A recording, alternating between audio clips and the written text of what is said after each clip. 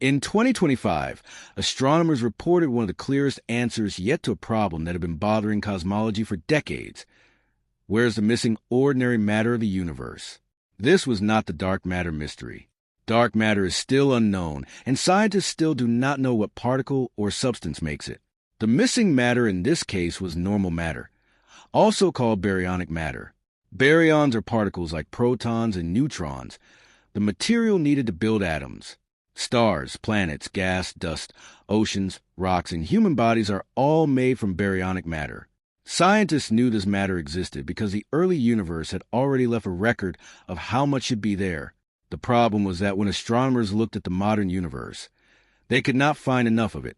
ESA's Planck mission measured the cosmic microwave background, the ancient afterglow of the Big Bang, and helped refine the universe's composition. According to those results, normal matter makes up only about 4.9% of the universe's total mass-energy content. Dark matter makes up about 26.8%, and dark energy makes up about 68.3%. So normal matter is already a small part of the full universe. But even inside that small part, astronomers had a missing inventory problem. The early universe told scientists how much ordinary matter should exist. Big Bang nucleosynthesis, which explains how the first light elements formed, also supported that number. But when scientists counted matter in stars, galaxies, cold gas, hot gas in clusters, and other visible systems, they came up short. A large fraction of normal matter was not where it was expected to be.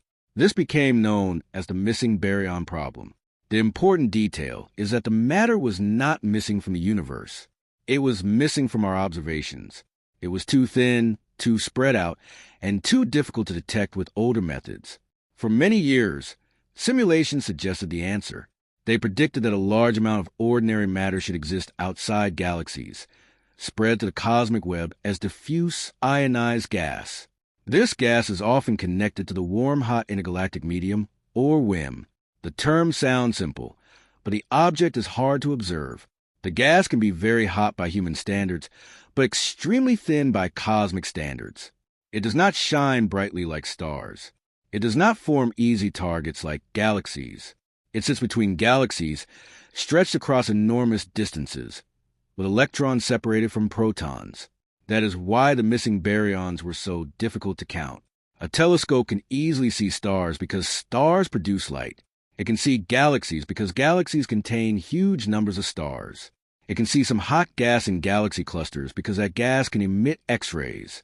But the thin intergalactic gas outside galaxies is much harder.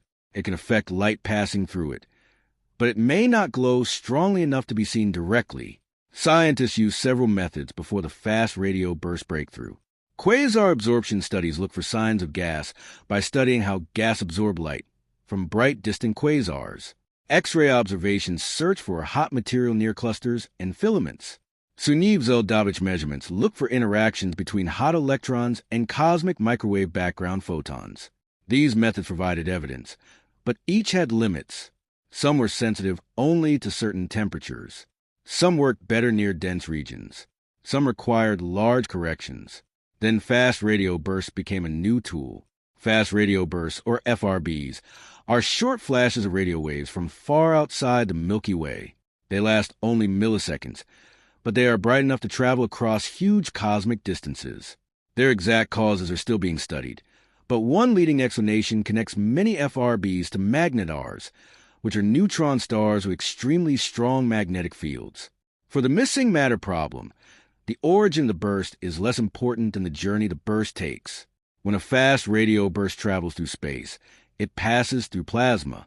Plasma contains free electrons. These electrons affect radio waves in a measurable way. Lower frequency radio waves arrive slightly later than higher frequency radio waves. This spreading of the signal is called dispersion. The more free electrons a radio pulse passes through, the stronger the dispersion. That makes FRBs useful for weighing invisible matter. They act like signals sent to the hidden gas of the universe. If astronomers know where an FRB came from and how far away its host galaxy is, they can compare the distance with the dispersion. The delay in the radio signal tells them how much ionized matter was in the path. This is why localized FRBs are so important. A detected FRB alone is useful, But a localized FRB is much stronger because scientists can identify its host galaxy and measure its distance. Without localization, the signal tells you that it passed through matter, but the distance remains uncertain. With localization, the FRB becomes a cosmic measuring line. In 2020, a major Nature paper led by J.P. McCourt used localized fast radio bursts to measure the baryon content of the universe. The study showed that FRB dispersion could account for ionized baryons along the line of sight and produce a baryon density consistent with values from the cosmic microwave background and Big Bang nucleosynthesis. This was a major step because it showed that FRBs could independently confirm the amount of ordinary matter expected in the universe. But the 2020 result still left a major question. It helped confirm that the baryons were there, but scientists still wanted to know how they were divided. How much ordinary matter sits inside galaxies? How much is in galaxy halos? How much is truly between galaxies? That is where the newer 2025 work became important. In June 2025, Liam Connor and colleagues published a Nature astronomy study called A Gas-Rich Cosmic Web Revealed by the Partitioning of the Missing Baryons. The study used a larger sample of localized FRB sources to separate the baryons into different cosmic locations. The result was clear. The biggest share of baryonic matter is not inside galaxies. It is in the intergalactic medium. The study found an intergalactic medium baryon fraction of about 0.76, meaning around 76% of the baryonic matter is in the space between galaxies. Reuters reported the same result in simple terms. About 76% of ordinary matter resides in intergalactic space, about 15% is in galaxy halos, and about 9% is inside galaxies, mostly as stars or gas. This answer changes the way the missing matter problem should be explained. The missing matter was not locked inside hidden planets or secret galaxies. It was not all in black holes. It was not confused with dark matter. Most of it appears to be thin ionized gas spread to the cosmic web outside galaxies, in regions that look almost empty from a normal visual point of view. The reason this matter exists outside galaxies is connected to feedback. Galaxies are not closed containers. They gain gas, form stars, lose gas, and recycle material over billions of years. Massive stars explode as supernovae and push gas outward. Supermassive black holes at the centers of galaxies can release huge amounts of energy when they feed on gas. These processes can drive matter out of galaxies and into their surrounding halos, or even farther into intergalactic space. So the missing baryons are not just leftover material from the Big Bang, sitting quietly between galaxies.